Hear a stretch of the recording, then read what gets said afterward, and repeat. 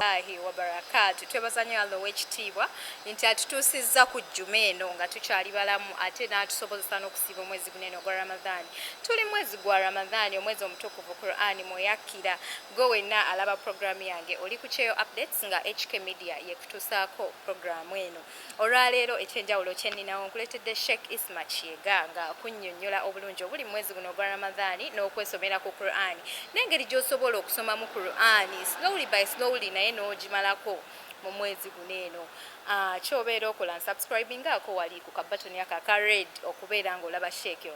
Baganda bange saba Allah subhanahu wa ta'ala omukutu gwaffe guno agutuwangalize agutufuulire omukutu ogubeera nti gujja kubeera nguwangala bulungi inshallah tutuusaako amawulire gaffe ag'obusiraamu n'amawulire amalala gonna gonna.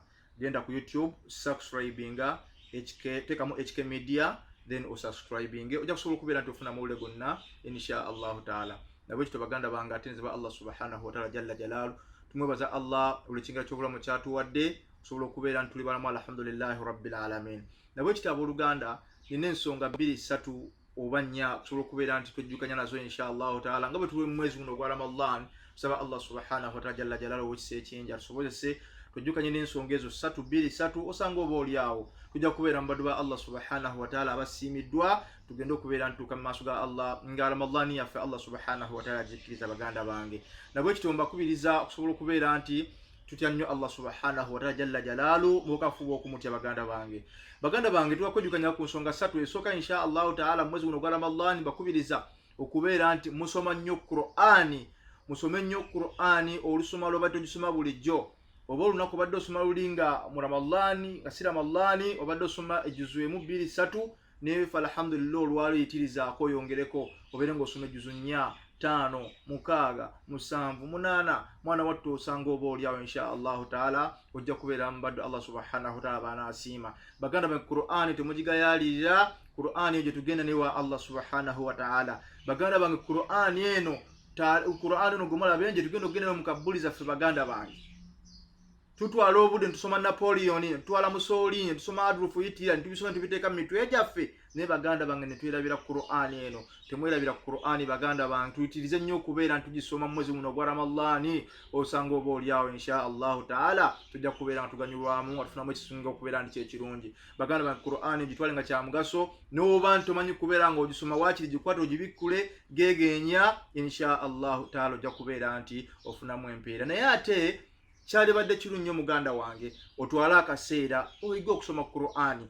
Lwaki otwala obudde n'oyiga okusoma Mussolini, n'oyiga okusoma ku Napoleon, n'osoma ku baani ne wallahi n'obeera nga Qur'ani ogikuba amabega era Qur'ani ogireka. Baganda Qur'ani gye tugenda okugenda nayo maaso ga Allah subhanahu wa ta'ala era egenda okubeera nga etubuuzibwako kubanga constitution yaffe ng'abasiraamu omubaka Muhammad sallallahu alaihi wasallam Allah gye yamuwa okubeera nti tusobola okubeera nga tugigobeera. Nabwekityo Qur'ani eno gye mulaba yakkira mu mwezi gwa Ramadhaani guno baganda bange, so tusukirize nnyo tuyitirize nnyo okubeera nti tugisoma osanga oba olawo inshallah ta'ala tujja kubeera nga tuli mu baddu abasiimiddwa. Ensonga yange ey'okubiri inshallah ta'ala tujja kwogera inshallah ta'ala ku Allah subhanahu wa ta'ala yagamba nti abange mwe abakkiriza ya ayyuhalladhina amanu abange mwe abakkiriza id'uuni astajibu lakum munsabe nja kubaanukula innal ladhina astakbiruna an ibadati sayadkhuluna jahannama dakhirin. Baganda bantu tuli mwezi ogwa Ramadhaani olwaleero tusaba Allah subhanahu wa ta'ala. Allah subhanahu wa ta'ala munsabe nja kubaanukula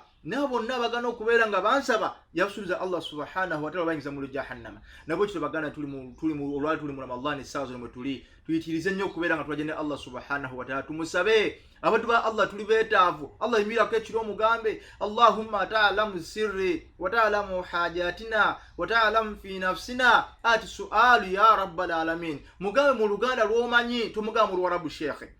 Allah mugambe mu lulimi lw'omanyi oba oli munankole oba oli mukiga oba oli muki. Allah subhanahu wa ta'ala mutegeezi yagamba ya ayyuhalladhina amanu abange mwe abakkiriza id'uuni astajibu lakum munsabe nja kubaanukula. naye yasubiza abagana okubeera nga bamusaba bagamba sadikhuna jahannama dakhina bagana mwenna okunsaba nja kubeera nti mbayingiza omulu jahannama. Baganda bange lwaki otya okusaba Allah subhanahu wa ta'ala? Allah subhanahu wa ta'ala lahu dunya wa lahu al-akhirah. Byonna bwetaaga mu dunya byonna Allah subhanahu wa ta'ala yenna nnyini waabyo. Yagamba lahu al-banun, ayina abaana abawala, wa lahu al-banat, ayina abaana abalenzi, ayina abaana abawala. Oba oyagala mali Allah agiina, gwanoonya omulimu olwaleero Allah subhanahu wa ta'ala yenna nnyini mirimu. Wanika bwanisi mikono gyo omugaye Allah subhanahu wa ta'ala nze omuddo Ismaila ndi mbaddu abeetaavu Allah saba Allah subhanahu wa ta'ala onzigula okufuna kwange. Allah subhanahu wa ta'ala ajja kukugulira. Mbaka wa Allah subhanahu wa ta'ala mbaka mugamba nti wa idha sa'alaka ibadi wabeera nga bakuuza abaddu bange bagadde okubeera nga baasa bagambe inni karibu ujibu da'wata da'i idha da'ani. Dukumpi nnyo era nyanukula mangu nnyo omuddo yabawanisa emikono gyendi nabiranga asaba nabwe kityo baganda tuyitirize nnyo okubeera nsaba Allah subhanahu wa ta'ala. Baganda benga Allah jattuwa, Allah ye mugagga, Allah yenanyini ensonga zonna baganda bange. Mu Ramadani muno tusabe nnyo Allah entakera zuukako ekiro osaaleko. Lwaki webaka n'ofiirawo? Lwaki olya emmere n'ofiirawo? Zuukako esa olagineko Allah mugaye Allah n'obwetaavu, Allah njagala abaana, Allah njagala obugagga, mugaye mu Luganda. Jamaa Allah mutegeza ajja kubeera nga akuwa buli kimu kyonna inshallah taala. Ensonga yange y'okusanula obufunda bw'obudde baganda bange njagadde obbakubirizaako inshallah taala n'obbajjukizaako okubeera ntuliisa abeetaavu baganda bange. Allah subhanahu wa ta'ala yagamba yut'imuna at'ama ala hubbihi miskinan wa yatiman wa asira innama nut'imukum liwajhi llahi la nuridu minkum jazaa'an wala shukura. Baganda bange abeetaavu Allah subhanahu wa ta'ala nti muliisa abeetaavu, muliisa bamulekwa, muliisa abaavu. Bajja muyinza okuba olyawo olwaleero jamaa oyina sente mu nsawo yo onamudira mu 2,000 naye soko kyekinge munno gosone mu bed space ali mu mbeera ki bajjama. Ulo baganda bafa banoonya emirimu olwali naye Allah yalina obwetaavu bajjama. Mubalira abantu obwetaavu. Allah subhanahu wa ta'ala ajja kusiima baganda bange. Ojja kutuuka mu maaso ga Allah subhanahu wa ta'ala ngaddira mweye mujje wa munno obaddira mu bbiri gye wawaayo sheikh wallahi ngaddira mweye fuukidde nga kinene nnyo osinza ku kyewaayo baganda bange. Baganda tuliisa abeetaavu, Allah gamuliisa abeetaavu. Wayut'imuna at'ama ala hubbihi, mbawe emmere gwola munno soko kyenge tulya kukkuta kufiirawo soko olabe ku neighbor waalidde atya anywedde atya. Baganda tuli mu mwezi gwa Ramadhan tuyitirize nnyo okubeera nga tuliisa, tuyitirize nnyo okubeera nga tuliisa bannaffe. Tubabuuzeeko baganda bange tulya kufiirawo soko obuze munno olidde ki? Bw'oba osibuluse soko obuze munno muganda wakulina nnyi muganda ng'osibulukusa otya sobola okubeera ntutambuza olu baganda bange mu mbeera eyo inshallah taala tujja kusobola okubeera ntusekana Allah subhanahu wa ta'ala nga tuli mbaddu abasiimiddwa. Baganda bange nfundikira ebigambo byange nga mbasaba tusobole okubeera nti tubeera abasiraamu abatuufu, tubeera nga tuyingira mu busiraamu waffe tubuggweremu inshallah taala. Oba oliawo tunayingira mu baddu abanasobola okubeera nti basiimiddwa maaso ga Allah subhanahu wa ta'ala. Omubaka Allah Muhammad sallallahu alaihi wasallam yagamba fadhakiru fa inna dhikra tanfa'ul mu'minin.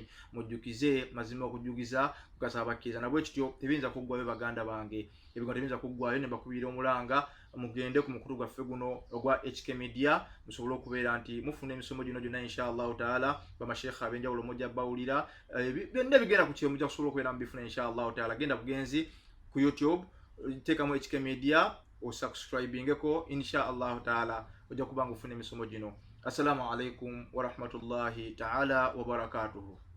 Okay, Sheikh mumuwulidde byonna byababuulidde byabannyonnyodde obulungi obuli mu kusoma Qur'ani. Mpozi nnyongera okujjukiza mwezi gunene ogwa Ramadhani. Tusabe nnyo Allah ow'ekitiibwa abeere ng'anyweza enniya zaffe ate abeere ng'atumalira ebizibu byaffe, abeere ng'atunula mu nsonga zaffe. Buli muntu w'oli oyina ebizibu, buli muntu alina ebizibu bye bimunyiga nga gw'olina ekizibu kye kikugaba. Bisaba Allah abeere ng'atunula mu nsonga zaffe era abeere ng'atuwamu ekisinga obulungi. Na mu byonna kye tusaba Allah abeere ng'atutaasa obulwadde buneeno obwa coronavirus bubeere nga buvaawo inshallah. Banange mwebale nnyo mwena abeekumira ku Kyeyo Updates, mukola kyamaanyi nnyo mwena abasharinga videos zange, mwena abalikinga abakomentinga. Bw'oba olina kyonna kyoyagala okuŋŋamba kyobeera okulandikirawo comment awo nze